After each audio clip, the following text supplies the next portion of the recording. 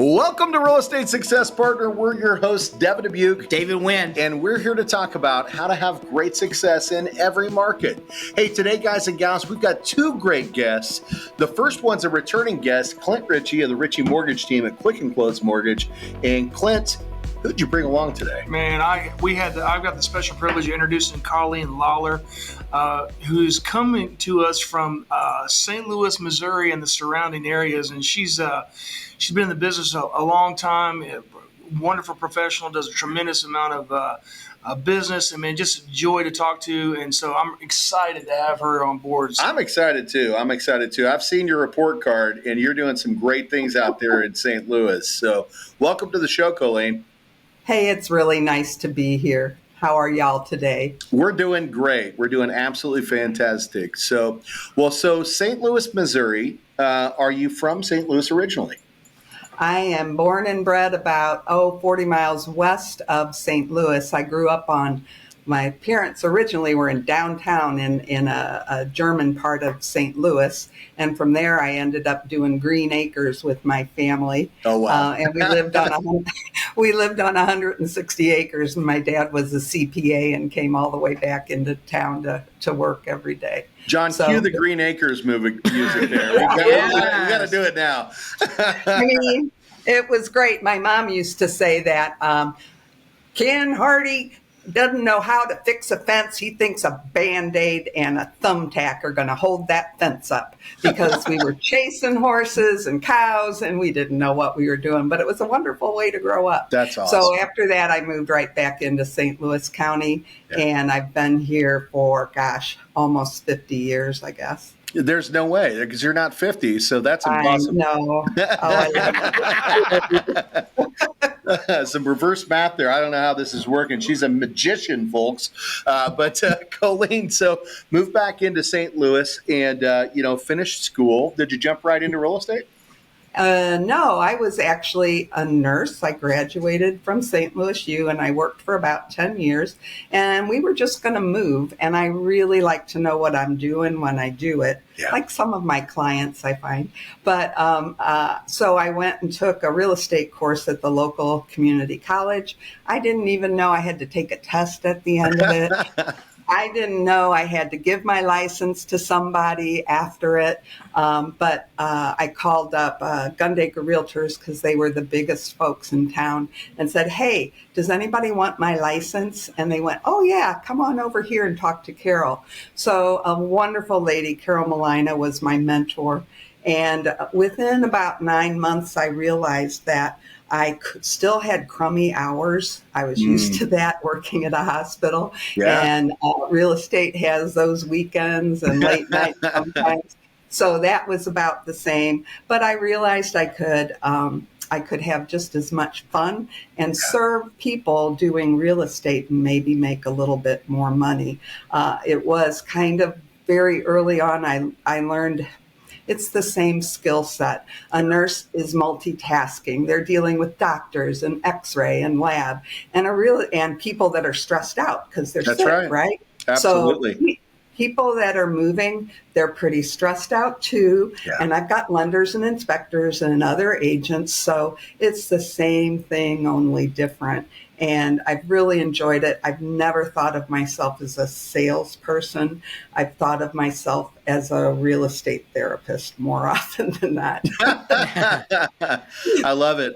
Well, I think that goes back to your giving heart. You know, you came into this the original industry in nursing, and we all know, it takes a giving heart to be in that line of work. You're there helping comfort people in their time of need.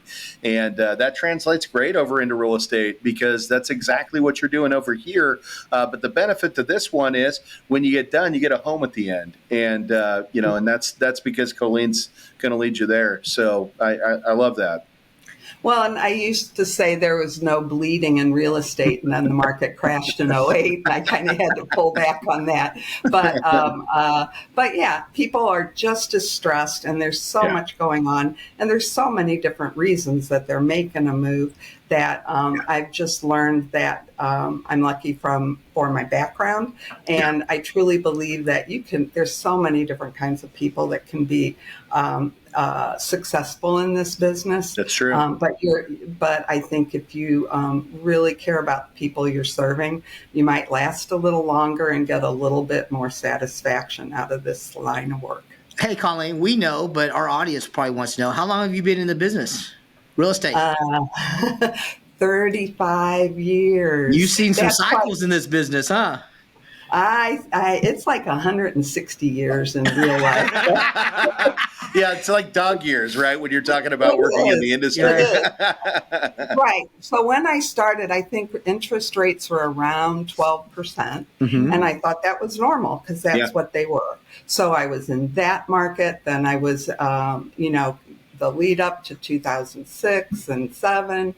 And then there were times in 09 maybe where I was carrying almost 100 listings. Wow. And I really felt like I needed to communicate directly with every one of them every week.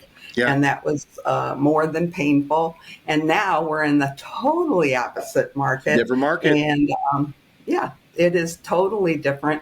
And so I've really decided, well, I've become somebody that I just really like to watch how people around me react to change, because everything changes all the time. It does. And the people that resist the market that used to be this and the market that's going to be that, or this technology, or this is how we do it.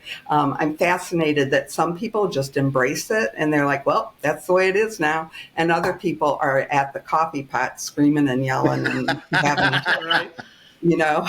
Well, you mentioned something. You've got some history in this industry, and you've seen the transitions a lot.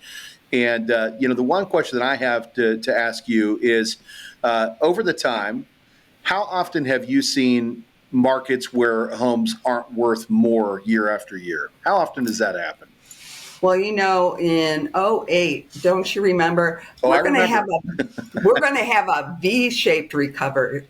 Yep. Then we were going to have a W-shaped recovery, and then we were going to have a sawtooth recovery, and that's really what it ended up being. But there were, I'd probably say in 35 years, I would say that at least 8 of those, I was glad to get people out whole, regardless of how long they'd been in their house. Yeah. Yeah. But over the period of time, traditionally, what you've seen, because out of 35, 8 were tough years. You've seen growth in values of home, right? Oh, absolutely. And it's amazing to me when I look back, and I know I was selling a home for, $70,000 that is now $250,000. Or I'm selling a home that was $400,000 and now it's worth almost $1 million. And that's not over that much time. No, it's not. It's not. Really, and that's why I brought it up, because, we know, this market's been difficult for a lot of homeowners to make a decision. And there's a lot of misinformed information out there, as we know, right, as industry professionals. But one thing that over the historic time in this industry, excuse me, market values increase. And so the consumers that purchase now always reap the rewards of the home improving in value, right? And they have a place to live. So it's kind of a win-win. Yeah. Equity is going to be there. You mentioned it, $400,000 to $1 million, $70,000 to $250,000. And what I'm thinking about here is the homeowner out there or non-homeowner out there that's renting, that's afraid to dip their toe in the market because the interest rates are slightly inflated over they were a few years ago, which was fantasy land, right? You've been in this industry for 35 years. Have you ever seen rates in the 2s before? No, and I may never see them again. Yeah. In fact, the first house I bought, when people are whining about the interest, they don't whine, but they're not happy with the interest rate right now. The first house I bought was at 15%.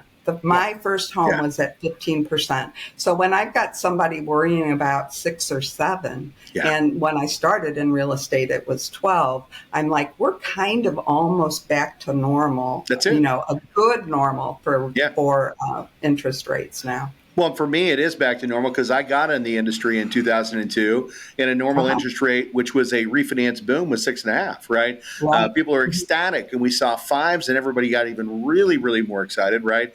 And then eventually we leveled back off, and we've moved around a little bit, but traditionally rates have been in the sixes and sevens over the last decade. Right? So what we saw a few years ago, it was definitely a fantasy land. But you mentioned something else about some of the agents around the coffee pot talking about how things aren't great. And one of the reasons we picked to bring you onto the show is because we like to talk about how you can have great success in any market, and you're still having great success. You may have had other years that were bigger, but at the end of the day, we've seen your report card. You're absolutely killing it, right? So we know you're not the one by the coffee pot squawking, but what is the difference between why you're still having success and others are not? Well, I am blessed with an awfully big pile of past clients that I rely on for a lot of business, and that somebody that's new in the business will not have that. So I rely a lot on that. But it's almost like the harder it gets, the more you have to put into it. You can't just sit back and complain. If the market's getting soft, I just take a deep breath and I'm on a bigger spend and I'm doing more things. And I'm first in and last out at the office, especially when it's like that. So you pour into the business. You pour into the business, and we get what we pour into it, right? We get the results from what we are willing to pour in. And you mentioned it too. You've got a great big sphere of influence, the people that you've worked with, and they know, like, and trust you because of the experience that they have with you over the years. And those resources are great. I assume you're doing a lot of things going back to those consumers, to potentially bring some new business in, right? Well, and I've shifted in some ways. Like, we do a big thing where we give away pies right before Thanksgiving, but it's a madhouse. I'm like throwing pies at 400 people. And I would love to sit and visit with every one of them. So my team and I sat down at the beginning of this year and said, what if we did a whole bunch of, we have to keep doing pies because they start asking about them in September. But what tradition. if we broke things down and we did some things in smaller groups where we could have some quality time with some of our quality people. And just a couple of weeks ago, I took a whole bunch of people to a place called Kitchen Social, and we all made dinner together. Now, we could bring our own beverages, and that helped make it more fun. But oh my gosh, we had really, it would have been the equivalent of 12 different families that we had high touch and had so much fun. And we already have business off of that. And we enjoy it too. I mean, I'm so old, I want to like what I'm doing. Absolutely. Every minute of every day. So if I can do things with those clients that I care about and have some fun doing it, that's kind of a little bit of a shift we've made this year. Cool. Hey, Colleen, I got a couple questions for you. So for some of our real estate watchers, viewers that are sports fans, how big of a St. Louis Cardinal fan are you? I am such a big Cardinal fan. I remember sitting on my grandfather's lap when Orlando Cepeda was in with the Cardinals, which you probably before you were born. But this is a great sports town, and right now, wow, we're really big on soccer too. Oh, wow. Brand new soccer park, and it is a blast. And the Blues are kind of like, how everybody used to feel sorry for the Cubs. Yep. And maybe still do. Well, our Blues kind of come and go like that, but it's a great sports town. It really is. Awesome. Well, let's talk about St. Louis a little bit too, right? Because some of our viewers may not get out to St. Louis often. You got a lot to offer out there in the St. Louis city. What's the vibe like out there? What do you guys do in St. Louis? I think we have really poor self-esteem for what this town has to offer, because we have a world-class, probably the second best zoo in the country. We have Forest Park, which is like Central Park, only bigger, right in the middle of the city. We have a world-class botanical garden, the museums, the art, the theater. Everything is amazing. We have little places too. I'm going to a Queen thing this week at a place called The Factory in Chesterfield Valley. So there's a lot going on. And this is how St. Louis is. We don't have a lot of incoming relocation. We are not growing a lot. We rely on each other. We, being real estate agents, rely on everybody just trading places, and that's how we make a living.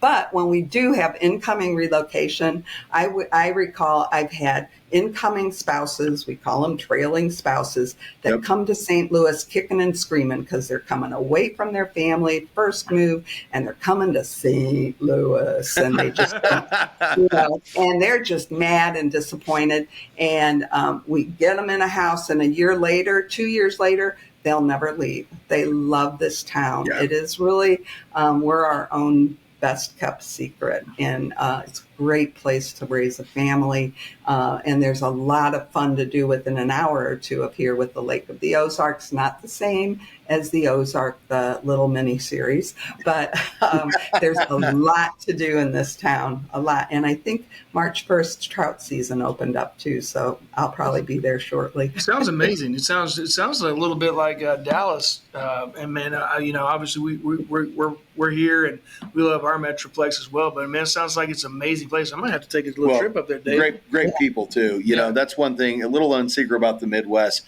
Really great people that are genuine and actually care. Yeah. And you can definitely tell that with Colleen. So here's a second question. So, you and I have talked previously, and there's typically two types of realtors that we all come across. One that's, transactionally based, that, just trying to knock out as many units as possible to try to, make as much money as possible. And then we have, the realtors that are the relationship type realtors that do a lot of hand holding and walk people through every situation and try to foresee problems before they arise, and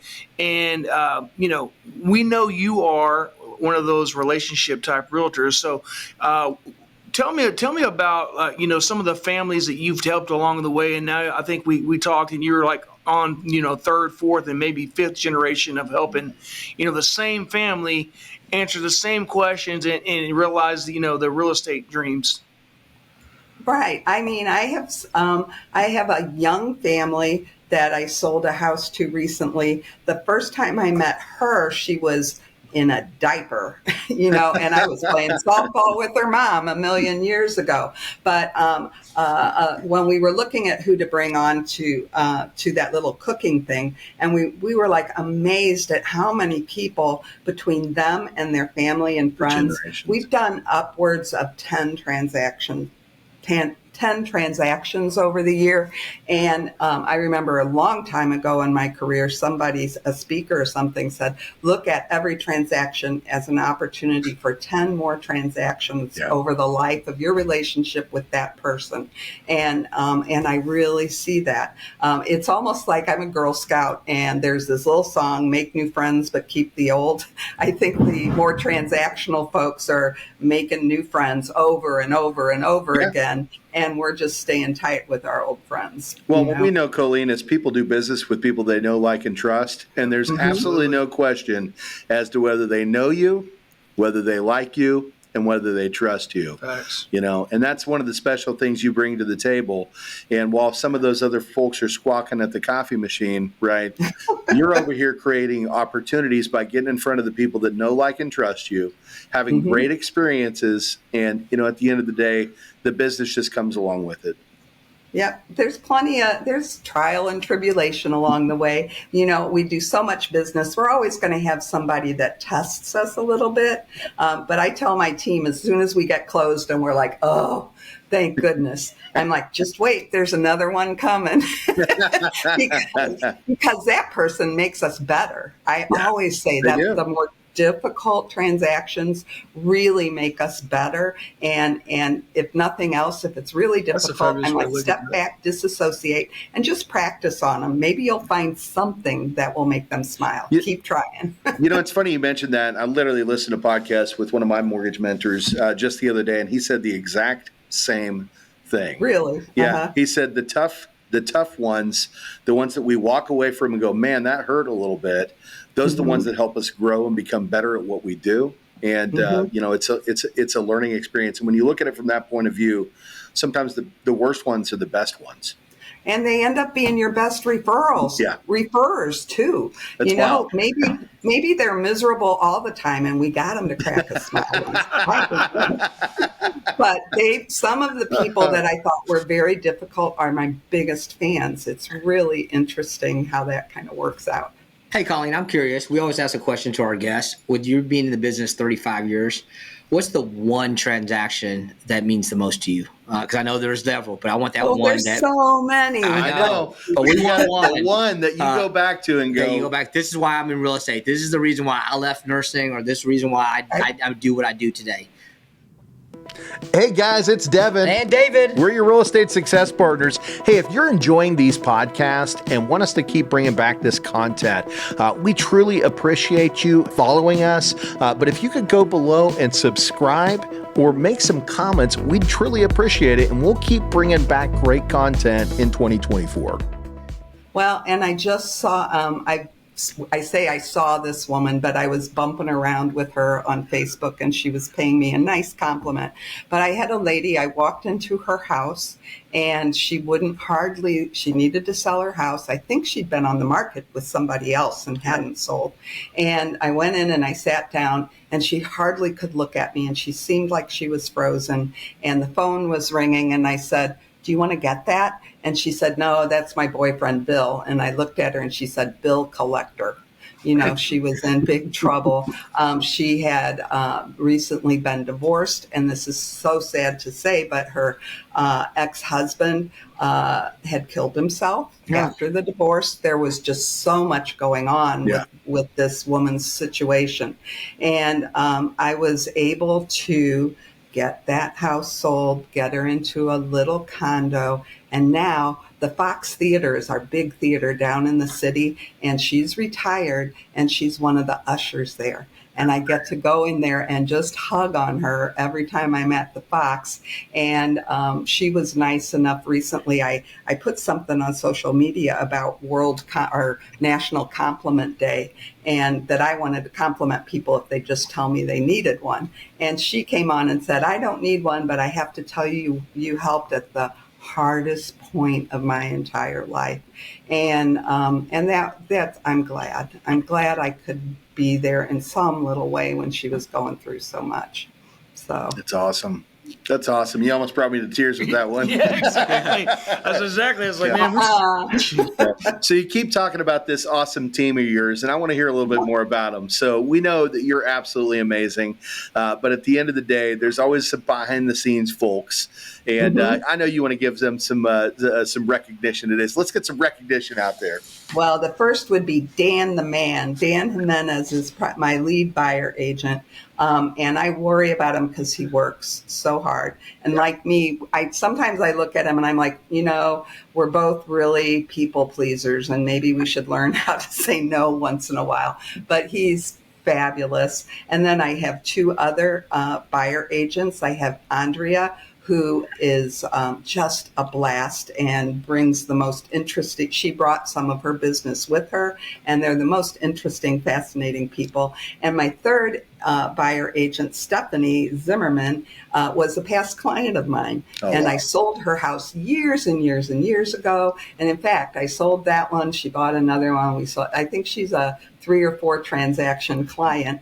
And she had been an agent many years ago up in Chicago on a team. And one day she called me and she was like, "I've been thinking I want to be back in real estate." And I was like, "Come on down," because she is my little angel with first time buyers, with people that need a little bit of love. She is magnificent. She's from the South, so she's got a little bit of that Southern love, and people just adore her. But most of all, there's Peggy Husky, who's my closing manager. And that woman, she's a vegetarian and she meditates and she does yoga. And she has to do all of those to cope with getting any contract from contract to close. She just is so calm. She has so many resources. And we just get people. The closing is always, our goal is to always make it very anticlimactic. Yeah. climactic, and she's a soul. And they've all been with me a long time. When I'm on a listing call, I tell people that I try to work with people that are smarter than me, that have great big hearts and a lot of experience, because I don't like to train people. They should just be able to read my mind. And so I'm like, I want people to have a lot of smarts and a big heart. And then even Smarts if there and is hearts. a training issue or how to do something, if they're smart and they've got big hearts, the rest kind of takes care of itself. And that's the way I've always worked. Well, now it makes sense, right? There's the secret behind all the magic. Yeah. Part of it's the database and, the things that you do for the consumers, and you're carrying hard, but you've got a team behind you that's understands your vision, knows what you want. And But I'm a systems freak, and they kind of that makes them roll their eyes a little bit. But I'm a little OCD, and I've got a system for everything, and they got to stick with it. we call it sweat. Yeah. Same way every time. Same Thank you. way every time. And the other thing is, little things are big things. Yeah. They really are. But you're right, little things are big things, because you brought up the fact that you want your consumer to have that smooth and flawless closing to where it doesn't seem difficult to them. Even though we know on the backside of things, there's a lot that goes into making these happen. If you're a professional and at the top of your game, and you and your team are, the consumer never gets to feel any of that. They have a great transaction and a great experience. Mm-hmm. Mm-hmm. Yeah, I had a closing this morning, and the lady was like, I hope you felt like, she was asking me how the transaction was for me. And I was like, it doesn't matter how it was for me. The thing is, we want our sellers and our buyers to think it was easy. Yeah. At the end of the day. Yeah, you're like, I can't answer that question, but I hope you had an amazing experience. That's right. That's right. That's fantastic. I love that. Well, it's no wonder why she's having great success. Clint, brother, again, another amazing guest. Man. Right? Clint, he always knows how to track down the coolest people. Right. Yeah. Yeah. Well, we definitely thank you for you sharing your stories, and it seems like a common theme, Devin and Dave both. It's like the most successful agents in America, it doesn't matter where they are, where they conduct business. It seems like it's a very similar message. They truly care about the details, and more importantly, they care about the people that they help and the families that they help. Right? There's no doubt about it. Yep. So Colleen, I have a question for you. So as we shoot this podcast, it's March 8th, 2024. We're coming out of the last 18 months of hell, I guess, in real estate, right? I didn't notice that. Purgatory. Purgatory, whatever you want to call it. Mortgage rate purgatory. Yeah. You've seen a lot of cycles, but it looks like we're coming out of this cycles. That's true. February was the largest inventory that hit the market since 2020, which we all know what happened in 2020. And they're already saying, the feds are going to drop interest rates at least 3 times this year. So 2024 to 2026 are supposed to be the 3 really good years. What are you guys doing to prepare? So, like I said, all of our systems, every November, we kind of pull everything apart and put it back together so we know we're ready. That's great.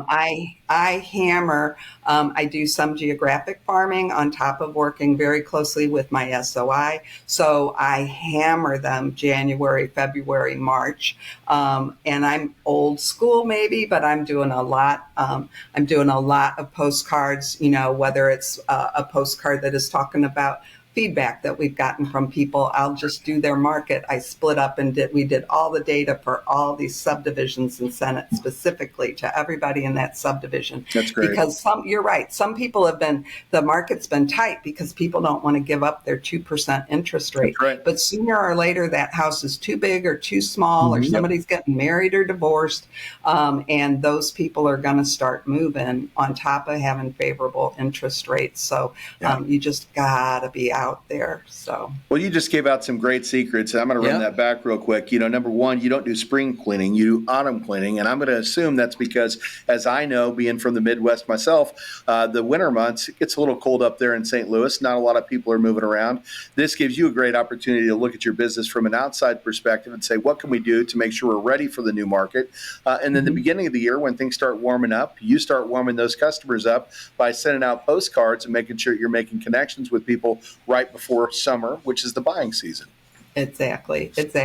And although I tell folks that spring starts early because good market or bad, I've always felt like people wake up January 1st and go, let's buy a house. Let's and move. There's no inventory any year. And so the people that kind of happen to come on the market right then, it's like, whoop, that's, even in a more normal market, that's where February is where I would see multiple offers because nothing's on the market yet. So you want to get those folks right away absolutely, and get going in January. And on top of that, we do a lot of social media, but meaningful social media. There's so many ways that you can kind of get a package of drip, drip, drip social media. And I try to make it meaningful, and we do it ourselves. That's great. And once a week, schedule everything and get it out there. Yeah. So. Well, you said one more thing there, and you talked about the market in St. Louis before we jumped on in the green room, and you mentioned it's a low inventory market out there, right? Mm-hmm. You guys are struggling to keep up with market demand, and as the rates come down, there's going to be a bigger market demand, right? Mm-hmm. So one thing we always like to talk about, especially in markets like yours where inventory is an issue, for consumers that are out there that have been kind of waiting on the fence to decide what to do. Even with rates coming down later in this year, it may be smarter to beat the race so that you can actually find a home and not have to negotiate and pay more money on it, right? And then potentially refinance to get the great rate and the great purchase price, later on down the road. Well, I mean, my first house buying at 15%, if I would have waited for the rates to come down, I would have paid twice as much for my house, whereas I just refinanced a couple of times and got to stay where I was and lived happily ever after. So That's right. So, when you're out there thinking about, who can I trust, right? Who can I trust to help me make an informed decision? A lot of people are leaning into programs like TikTok or Facebook or Insta, and they're not leaning into people that have a lot of experience being able to make those types of educated answers, right? So they're getting misinformed. But when you're talking to somebody like Colleen, who has multiple decades in the industry, who's seen multiple markets, and talking about the fact that we know homes will always tend to appreciate. And at the end of the day, this is what's going to happen, guys. So, this isn't mortgage professionals trying to get you excited to get back in the house because we want to sell a house now. Yeah. We're just trying to give you guys some great advice so that you have the ability to make an informed decision. And at the end of the day, if you do get in soon, you're going to get a great price on your house. You still have the option to refinance, and you're not going to be in those lines paying extra to get the house that you don't want. And from what I hear, Colleen, from what you were saying, you guys already have multiple bids on homes there in St. Louis because of the low inventory. Yeah, I just had, last week I had 54 showings in 2 days and 11 offers, and I sold 15% over list. And I had 3 offers about 15% over list. Yeah. And it was interesting. The feedback from all of those 54 showings did not say I underpriced that house. I priced where the market said it was, but there's no inventory, and it just blew up from there. And I don't see that that's going to change very much. I feel like every time I put something on the market, I just have to buckle my seatbelt and be ready to work multiples on it, which is not bad at all. And when people say a low inventory market is awful, I'd rather have that and than have 90 listings that just sit there. Yeah. Yeah, absolutely. Well, I think you just said 54 showings last week. Girl, when do you get a chance to sleep? Yeah, right. That's my question. I have a friend who always told me sleep is overrated. So I kind of worked on that theory. But I recently read something that if you don't get a lot of sleep, you're more prone to Alzheimer's. So I'm trying. I used to get up at 5:30. So now I try and stay in bed. I'm sorry. What did you say? I used to get up at 5:30. That's in the morning. Thank you. I'm a little slow these days. And so now I try and get up at 6:30, and Don't get any ideas, Devin. and I got over the work thing at home, or that people you're always working, because somebody said once that work is life and life is work. And that's what it is. Well, and the other thing is, That's why you got to do what you love. Yeah, that's what I was going to say. That's for you. It's probably not even work. Yeah. It's just your passion of what you really enjoy doing. And so for you, it doesn't even really seem like work for a majority of the time. Yeah. No, I like talking to people at like 11 o'clock at night. Or our last guest at 1 o'clock in the morning. Yeah. Right, Dave? Yes, sir. So, well, Colleen, we'd love to keep you here all day. You're super knowledgeable, absolutely just an amazing person. I love the things that you're doing for your consumers, taking them out and doing dinner together. Like, that's just a special, magical thing. I wish my last realtor would have done the same thing for me. Maybe I need to move to St. Louis to get some of that charm, right? It may be a while before we can find a house, though, apparently. Right? Yeah, can you get me in? Do you know somebody? Can you put us on the waiting list, Colleen? Yeah. So, but as much as we'd love to keep you here all day, we know you've got things to do. Is there anything we should have covered today or tackled that we did not? Oh, you guys did a great job, and I just kind of blabbed on and on. I would say what I always say when somebody is asking me about the business, and that's that the very first broker that I worked for, Gordon Gundaker, always used to say, girls and boys, treat the customer right. And I still hear him saying that. And I still really believe that if you do that, real estate karma comes back in a good way, and if you take care of people, the business will take care of you. Little wisdom there from Colleen. I love it. And it's absolutely 100% factual, right? Mm-hmm. This is an industry that will gift you year after year after year as long as you're willing to give back. Absolutely. But you can't just, you got to work. You got to work. That's right. I love that. Well, Colleen, when the people out there want to find you, and we know that they do, how do they find Colleen and your team? Let's see. I guess I'm happy to even give out my phone number, which is 314-852-1400. That's pretty easy. It is. And my phone's right here. I always answer my phone. And my email, the easiest one, they all land in the same place, is Colleen, COLLEEN, at ColleenandTeam.com. So I love it, Colleen. Well, and Colleen, we'll put that down in the lower thirds. It'll be in the description on the podcast. We want to make sure we're pointing people in the right direction because we know they're going to be in very capable hands with you and your team. So, guys, if you need help in St. Louis and surrounding areas, this is the go-to. This is where you want to go. Absolutely. Yeah. So, Clint, brother, how about you, man? We know you do some great things in lending. Yep. If the folks out there want to find you, how do they find you? Man, probably thanks, Devin. The easiest way to get a hold of me is you can go to www.therichiemortgageteam.com. Or you can always call me directly on my cell phone, 972-679-1028. That's right. Yeah, see, we talk all the time. Yep. Clint and I have been in business together for over a decade now. So, yeah, this is a great guy, and he works in multiple states. So this isn't just in Dallas and Missouri, but pretty much all over the United States. If you need help with mortgage, him and his team, they do amazing things. And I kind of know that because we work together, right? Correct. Thanks, Devin. So, well, guys, I think we've got a dream team here. Colleen Lawler and the Lawler team out of St. Louis, Missouri, Clint Ritchie and the Ritchie Mortgage team, both amazing opportunities for you if you're out there looking for amazing mortgage advice or great real estate advice in the industry. So, Dave, Clint, anything we need to say before we wrap up today? Man, I think we covered everything, Dave. You got anything?